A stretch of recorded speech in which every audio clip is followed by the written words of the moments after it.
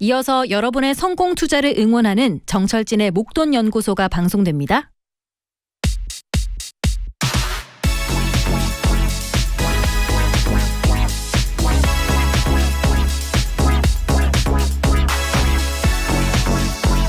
국내 다주택자들 채 5%도 집을 팔지 않았다.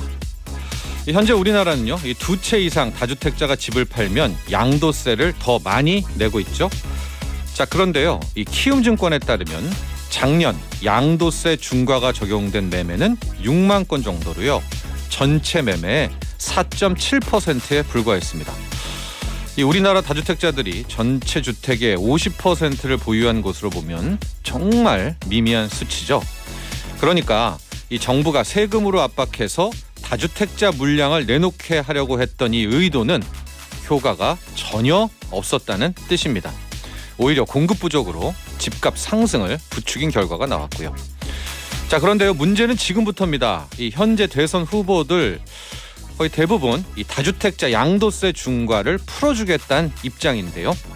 막상 이 정책이 실제 집값 안정에 도움이 될지는 애매합니다. 과연 다주택자들 물량이 나올지요? 또 이걸 받아줄 실수요자가 있을지, 그래서 집값이 떨어질지 오를지, 또 세금 깎아줬던 다주택자들은 그 돈으로 무엇을 할지 참 변수가 많습니다. 새롭게 들어설 정부는요, 부디 제발 정교한 분석을 바탕으로 한 부동산 정책을 펼쳐주길 기대하겠습니다. 1월 19일 목돈연구소 문을 열겠습니다. 네, 오전 11시부터 12시까지 목돈연구소 함께하고 계시고요. 저는 소장 정철진입니다. 8094번님, 날도 춥고 계좌도 춥고 언제쯤 좋아질까요? 1월 효과는커녕 12월보다 더 힘들어요. 그래도 목돈연구소 들으며 잘 극복해 봐야겠어요 해주셨는데요. 그렇죠. 지금 다 힘든 것 같아요. 근데 저희 목돈연구소에서 올해 1분기가 실은 연중으로는 가장 중요하다는 이야기를 많이 들려드렸었죠. 이 1분기에 모조리 몰려 있습니다. 특히 3월이 끝나자마자 미국이 또 금리 인상한다라고 하고요. 우리는 3월 대선이 있죠. 그 결과도 있겠고요. 그래서 1분기는 좀 내내 좀 힘들지 않을까, 좀 춥지 않을까. 왜냐? 주식만큼은 이 불확실성을 싫어하지 않습니까? 그래서 그 불확실성이 거쳐야 계좌도 좀 따뜻해지지 않을까. 제가 너무나 희망을 못 드려서 죄송한데요. 뭐 있는 그대로 말씀드리는 겁니다. 그래도 저희와 함께 하시면은요, 뭐 더 좀 따뜻해지실 수가 있지 않을까. 저희와 좀 함께 해주시길 바랍니다. 0232번님, 소장님 누가 제 통장을 털어갔나요? 얼마 전에 월급이 입금됐던 것 같은데 도대체 무슨 일이죠? 하셨는데 모르셨나요? 매번 월급일에는 그분이 다녀갑니다. 그래서 많은 우리 청취자분들은 그분이 또 다녀갔나 하셨는데 우리 0232번님은 처음 겪으셨나 보죠. 다음 월급일에도 또 다녀갈 수가 있습니다. 그러니까 좀 마음을 단단히 먹을 필요가 있다라는 말씀을 드릴 수밖에 없네요. 자, 고릴라 보는 라디오 열려 있고요. 유튜브 시사교양 라디오 시교라 통해서도 보실 수가 있습니다. 궁금한 질문, 전하고 싶은 말 보내주시고요. 저희가 소개되면 추첨을 통해서 주유권, 커피 쿠폰, 이런 모바일 쿠폰을 드립니다. 샵 1035 단문 50원, 장문 100원, 고릴라와 유튜브 댓글은 무료입니다. 자, 잠시 후에는 웰컴 투 더 증시. 오늘은 MTN 머니투데이 방송 박소연 앵커와 함께 하고요. 차트 분석 시간 있죠. 이 트렌드 강흥보 센터장과 함께하는 기분 좋은 날, 주식 차트를 이 기술적 분석으로 한번 풀어가 보도록 하겠습니다. 자, 그리고 오늘 청취자 문자 받는 시간인데요. 어제 오늘 국내 주식시장 사상 어쩌면 최대 규모가 될 이 기업 공개 IPO LG에너지솔루션의 공모주 청약이 진행되고 있는데 어제만 30조 원이 넘었답니다. 증거금이요. 근데 오늘까지 또 있고 뭐 돈 많이 몰릴 것도 같고 눈치 작전 뭐 여러 가지 뉴스가 나오는데요. 문자 주제는 관련된 게 아니고요. 여기서 하나 뽑아왔습니다. 이 공모라는 게 이제 어떤 한 기업이 자신이 있어서 자기의 이 주식 가치를 대중에게 이제 공개하는 거 아닙니까? 공개적으로 사달라, 나에게 투자해달라. 바로 이게 주제입니다. 나를 공개합니다. 나를 공모합니다. 왜냐? 뭘 잘하기 때문에. 그래서 공개적으로 여러분의 자랑을 해주시면 됩니다. 이런 거죠. 누가 샵 차리라고 할 만큼 손발톱을 기가 막히게 잘 정리해요.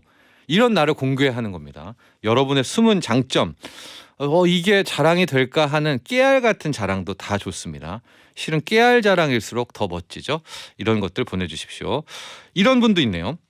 저는 주차 자리를 귀신같이 잘 찾습니다. 저와 함께하면 누구든 쉽게 주차할 수 있는 신이 내린 주차 능력 보유자입니다. 이런 것들 보내주시면 됩니다. 오늘의 문자 주제, 나를 공개합니다. 이래서 나를 공모합니다 합니다. 본인 자랑해 주십시오. 샵 1035 단문 50원, 긴 문자 100원, 고릴라는 무료. 소개되면 커피 쿠폰 드리겠습니다. 목돈을 모아야 좋아요. 돈을 불려야 만난 것도 사먹지요. 경제를 모르면 알려줘요. 행복은 그냥 덤이에요. 목돈 연구소.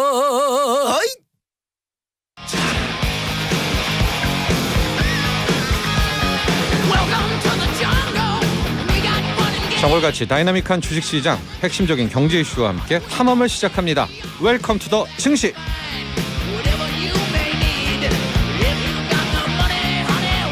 네, 웰컴 투 증시 월수금은 이분과 만납니다. 머니투데이 방송 MTN 박소연 앵커입니다. 안녕하십니까? 안녕하세요. 네, 오늘 청취자 문자 주제가 깨알 같은 내 자랑입니다. 나를 공모합니다. 나를 공개합니다인데요. 소연 앵커는 네. 본인 자랑이 워낙 많겠죠? 네. 그 중에서 한 개를 그 말씀드리다 중에서 한 보면 개면 됩니다. 네, 네. 이런 네. 개수 중에 한 네, 개를 보자면 하나만 하자면 저 그거 좀 잘해요. 저 손재주가 좀 있거든요. 그래서 예. 뭐 고치는 거, 만드는 거 꽤 잘해요. 뭐 예를 들어 휴대폰 배터리를 갈아야 된다. 이렇게 꺼내 이렇게 분해해서 이렇게 뭐 이렇게 돌려서 휴대폰 빼서 배터리요? 네. 뭐 저기 미국 아마존 뭐 이런 데서 네, 주문해서 직구해가지고 뭐 끼운다든지. 이건 어때요? 아니면 가구 어떻습니까? 조립식 가구. 저 그런 거 너무 좋아해요. 네. 그래서 나중에 가구도 좋고요. 예. 뭐 잔잔한 소품 같은 것도 좋고요. 나중에 이제 일을 이제 그만두게 될 즈음 무렵부터는 그런 것도 소소하게 좀 이렇게 만지작거리는 거. 네. 부럽습니다. 그런 거 되게 좋아합니다. 제가 의외로 꽝손이에요. 그래서 좀 조립 그러세요? 가구를 하면 네. 뭐 하나가 꼭 잘못돼 있어요. 색상이 바뀌어 있다던가. 네. 그러나 쓰기는 쓸 수가 있어요. 네, 그런 경우가 많이 있는데 우리 소연 앵커는 네, 또 웬만한 남성분보다 괜찮습니다. 제가. 우리 제작진이 의외가 아니었다라고 말하는데 저 잘하는 줄 알아요 대부분이. 그러나 진짜 못합니다. 그래서 저는 조립 같은 것도 그냥 해달라. 네네네 그런 편입니다. 뭐 어떤 거 생기시면 저한테 말씀해 그러니까 주시면 이제 제가 또 한 명의 이렇게 네. 귀인을 할 또 수 있어요. 만났다라는 생각과 함께 자, 본격적인 이야기를 시작할 텐데 아침에 일어나서 깜짝 놀라셨을 수가 있습니다. 우리 청취자분들. 뉴욕 증시 이유가 있었죠. 뭐 상황 좀 보고요. 시황 보고 네. 이유도 한번 보죠. 네. 국채금리가 급등했습니다. 네. 미국의 10년물 국채금리가 작년 1월 이후 최고 수준까지 올라서요. 1.875%를 찍었고요. 네. 2년물 그러니까 단기 차입 금리의 척도인 2년물 국채금리도 작년 2월 이후 최고치 처음으로 1%를 돌파하는 흐름을 보여줬어요. 이 단기물이잖아요. 2년물이. 네, 그런데 네. 1%가 넘었네요. 네, 그렇습니다. 예. 뭐 이런 가운데서 뭐 이제 물가는 너무 높아지고 또 이제 긴축 이제 당장 코앞으로 다가오고 이런 가운데 이제 국채 금리는 뛰기 시작하고요. 네. 이러면 상대적으로 이제 주식 시장은 좀 충격을 받을 수 있는 그런 뉴스들이라 돈이 이제 땡겨온다는 거니까. 네. 돈이. 예. 3대 지수는 모두 다소 큰 폭의 하락으로 마무리가 됐습니다. 특히 나스닥 지수가 무려 3% 가까이 예. 밀려나는 모습이었습니다. 그렇습니다. 확실히 우리가 계속 말하는 이제 긴축, 금리 네. 인상에 기술주와 성장주가 타격받는다는 모습이 또 네. 여실히 드러났던 뉴욕 장세였었는데 이 부분은 좀 우리가 많이 주목해야 될 것 같아요. 특히 이제 금리가 이렇게 빠르게 오르는 거, 네, 연준이 금리 인상을 세게 하겠다는 거고 네, 그 이유는 물가를 지금 못 잡고 있기 때문이잖아요. 그렇죠. 근데 물가의 핵심은 뭡니까? 유가잖아요. 국제 유가가 왜 이럽니까 지금? 그렇죠. 간밤에 또 올랐습니다. 예. 지금 이제 7년 만에 최고치까지 이제 올라와 있는 상황인데요. 84달러 WTI 기준입니다. 간밤에 2% 가까이 또 올랐습니다. 예. 그 예멘 반군이 그 아랍에미리트 석유 시설을 공급했던 공격했다라는 드론 소식이 띄워가지고 했다는 그거죠. 네, 비행 시설과 뭐 석유 시설을 이제 공격했다는 소식이 전해진 가운데 네. 이렇게 되면 공급에 대한 차질이 생기지 않을까 하는 우려감 속에서 이제 유가가 또 올랐고요. 네. 또 하나는 이제 오미크론의 확산세가 빠르긴 한데 네. 이제 좀 정점에 이르지 않았나라는 시각과 함께 네. 이제는 다시 원유 수요가 늘어날 거다. 거리로 경기는 나가니까. 네, 회복되고 있는 중이다라는 이제 시각이 우월해지면서 또 이제 수요가 많아지겠는데 네. 공급은 부족 뭐 이런 얘기가 또 나오고요. 최근 또 중국 쪽에서 공격적으로 경기 부양책을 내놓고 예. 또 대대적인 투자를 하겠다고 나서고 있는데 이것 또한 원유를 많이 쓸 것 아니냐. 그렇죠. 이러면 이제 네. 유가 상승의 또 한 가지의 원인이 될 수 있다. 뭐 이런 지적도 나오고 있습니다. 예, 지금 보니까 국제적인 요인이 많네요. 그 아랍에미리트 네. 정유시설 공격한 것도 있고요. 예멘 반군이. 네. 또 러시아 우크라이나도 이게 지금 계속 일촉즉발이에요. 맞아요. 예, 맞아요. 그래서 가스랑 석유 다 지금 출렁출렁되고 우리가 이제 소수설이었었거든요. 작년까지만 해도 유가 $100, 네. 배럴당 $100. 네. 꽤 많은 곳에서 지금 계속 얘기가 나오고 있죠. 국제유가 맞아요. $100 말하네요. 네. 배럴당. 골드만삭스의 경우는 이제 브렌트유를 기준으로 했을 때 예. 구체적인 시기까지 이제 언급합니다. 올해 3분기가 되면 $100를 찍을 거다라는 이야기를 내놓고 있습니다. 근데 소연은 그 만에 하나 국제유가가 이렇게 짱짱하게 계속 네. 오른다면 네. 물가는 안 잡히죠. 안 잡히죠. 네. 네, 그렇죠. 더 그러면 압박을 받을 금리는? 수밖에 없고요. 그러니까 미국 연준의 뭐 금리 인상이 막 6번, 7번 이런 시기까지 얘기가 나오는 모양입니다. 그렇습니다. 지금 인플레이션 우려가 너무나 크면서 기술주들이 굉장히 많이 타격을 받고 있고요. 제가 좀 봐뒀던 그런 기술주 종목들이 좀 있거든요. 나스닥에서. 네. 며칠 안 보다 보면은 지금 훅훅훅 떨어져 그쵸. 있습니다. 맞아요. 네. 애플 정도가 그나마 버티고 있는 것 같은데 우리 서학개미 분들도 이런 상황이라면 이제 1분기는 좀 네. 리스크 관리를 네, 하셔야 되겠다. 고민이 되실 네. 것 같아요. 작년에야 서학개미 늘 웃었는데 올해는 좀 상황이 많이 달라지고 있다. 자, 그런데 지금 우리 국내로 넘어왔을 때는 이런 뉴욕 분위기가 그렇게 강하게 전해지지는 않고 있네요. 왜냐? 예. 어제까지 너무 많이 빠졌으니까요. 먼저 빠졌다. 네. 네, 일단은 어제까지 4일 연속해서 코스피가 아마 100포인트 넘게 빠졌을걸요? 그렇죠. 네, 코스닥 지수도 930포인트까지 밀려났으니까요.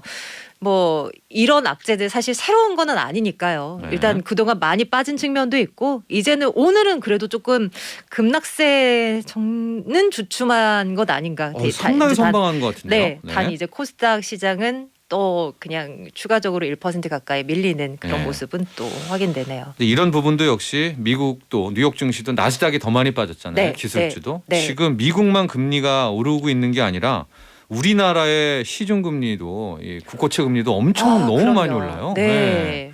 이거 부분은 좀 약간 경계 목소리가 있습니다. 특히 우리는 이제 추경하면서 적자 국채도 또 발행하니까 이게 더 국채 금리가 더 맞아요. 올라가는, 국채 네. 가격이 떨어지는 이런 모습들이 나오고 있는데 오늘 어젯밤부터 오늘까지 가장 국내 증시에서 중요한 이슈, 시황에는 영향을 미치지는 못하지만 이게 국내 주식시장 문화 또 앞으로 일파만파가 될 수 있는 신라젠이 일단은 공식적으로는 상장 폐지가 결정된 네. 거네요. 네.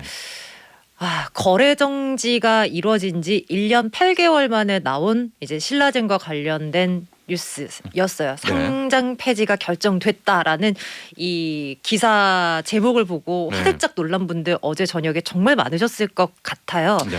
한때 코스닥 시장에서 시가총액 2위까지 이름을 올렸었던 기업이란 말이에요. 이제 간암 치료제였었죠. 네, 맞아요. 네. 암 치료제 팩사바가 네, 뭐 FDA에서 임상 이상도 통과하고 네. 그랬던 기업이었습니다. 맞아요. 네. 그랬고 이제 더 이상 임상을 진행하지 말라라고 했었던 때가 있었었고 그 이후부터 뭔가 이슈가 빵빵빵 터지기 시작하는데 네.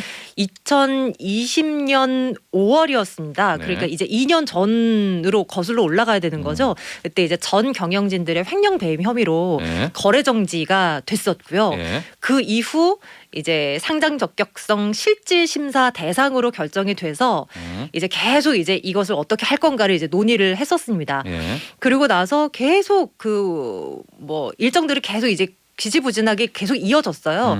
그러다가 이제 어제 상장 폐지 결정을 기업심사위원회라는 곳에서 결정을 내린 겁니다. 예, 그렇습니다. 저도 이 항암 치료제가 임상 3상 가다가 중단 FDA에서 권고 네. 나오고 네.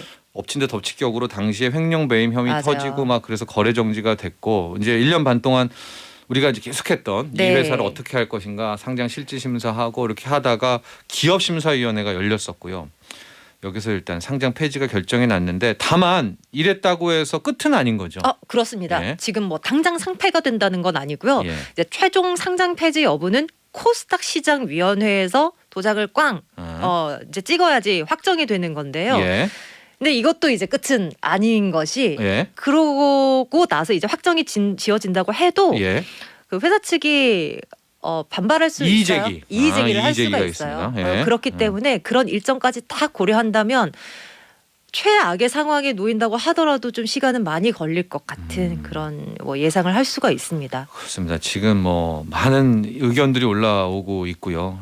일단 기업심사위원회에서는 상장 폐지를 결정했습니다. 이게 1심과도 같은 거네요. 네, 그런데 그렇죠. 2심은 코스닥 네. 시장위원회에서 또 한번 결정을 하고 네, 그랬다 하더라도 이의제기를 신청을 통해서 하면 다시 한번 일종의 네. 재심 같은 네, 것들 논의를 하게 되고요. 논의를 하면서 여부가 결정이 되는데 이미 1년 8개월간 돈이 완전히 묶였었는데요. 네, 소액주주 비중이 90%가 넘고요. 얼마나 될까요? 규모가 우리 그 묶인 명수로 개인 투자자가? 따진다면 소액주주분들이 17만 명이 넘어갑니다. 그리고 이제 예. 돈으로 따져보면 예. 2조 원에 달할 것으로 추정이 되고요. 뭐 이런 상황입니다. 네. 지금 이제 어제 이제 기업심사위원회에서 나왔었던 상폐 결정 네. 이후에 이제 20영업일 이내에 음. 코스닥 시장위원회에서는 상폐 여부를 확정을 지어야 돼요. 그러니까 네. 일단 그 결과는 20영업일 그러니까 주식 거래일 수 기준으로 20날 뒤쯤에는 나오게 될 전망입니다. 그렇습니다. 지금 이제 2조 원이라고 얘기했는데 개인에 따라서 훨씬 더 클 수가 있습니다. 이게 이제 상폐됐을 때 네. 주가로 하면 8천억에서 1조 정도 되는데 네, 이미 그 전에 많이 그럼요. 물려 대부분의 있을 분들이 거, 대부분 네. 물려 있으니까요. 그 액수로 따지면 이제 어마어마한 것인데 지금 이제 개인 투자자들의 주장은 그런 겁니다. 그 동안에 이 당국은 무엇을 하고 있었을까라는 네. 부분이고 과연 이 신라젠이 여기까지 막 주가가 폭등하고 막 날아갔을 때 있어서의 뭐 문제는 없었었는가 이런 여러 가지 의견들이 좀 나오고 있는데요. 아니 이렇게 컸던 종목이 상장 폐지가 된다라고 하면 그렇죠. 누가 우리나라의 코스닥, 누가 우리나라의 바이오, 헬스케어 바이오가 앞으로 우리 미래 먹거리인데요. 네, 투자를 네. 하겠습니까? 그래서 이 신라젠 상장 폐지 일단은 1심 정도입니다, 여러분. 기업심사위에서 상장 폐지 결정이 났으나 그 뭐 폐지냐 아니냐를 떠나서 여기에서의 모든 문제를 좀 발본색원하는 것이 필요하지 않을까. 네. 또 이 의견 함께 드리고요. 네. 국내 증시 특징주 중에서는 정유주? 왜냐하면 유가 상승주를 좀 많이 보고 있는 것 같네요. 그나마 테마주가. 네, 그렇습니다. 뭐 정유주들 이제 괜찮을 거다라는 시각들이 제법 나오는 듯 보이죠. 아무래도 네. 국제 유가가 올라가기 때문에 뭐 이런 이야기들이 더더욱 나오는 것 같고요. 뭐 정제 마진 이제 개선이 되면서 뭐 실적도 괜찮아질 거다라는 이야기들 속에 정유주들에 대한 관심이 최근 높아지는 것 같아요. 그리고 네. 이제 현대오일뱅크가 곧 기업 공개에 도전을 합니다. 또 도전하는 예, 거죠. 뭐 어쨌거나 이런 이슈가 있기 때문에 또 이제 아마 흥행을 하지 않겠느냐라는 어떤 기대감도 또 더해지고 있는 것 같고요. 그렇습니다. 그러나 유가 상승은 우리가 원치 않는 겁니다. 네, 여러분들. 인플레를 촉발하기 때문에요. LG 에너지솔루션 간략하게 한번 해보죠. 네. 어땠습니까? 지금 보니까 균등 배분에서도 네, 한 영주, 주밖에도 한주도 어렵다는 얘기도 어려운다고 얘기가 나오죠. 나오는데요. 네, 어제 뭐 역대급 흥행을 뭐 보여줬고요. 네. 첫날이었죠. 어제 청약 첫날이었는데 32조 몰렸습니다. 아마 오늘이 이제 마지막 날인데요. 네. 역대 최대 기록 깨겠죠. 예전에 SKI 테크놀로지가 청약 증거금 81조 원이었는데요. 네. 이거 뭐 충분히 깰 듯 보이고요. 네. 아마 뭐 시장이 예상대로만 된다면 상장 첫날 코스피 시가총액 2위로 이름을 올리지 않을까 하는 어떤 증권사의 분석들이 주를 이룹니다. 그렇습니다.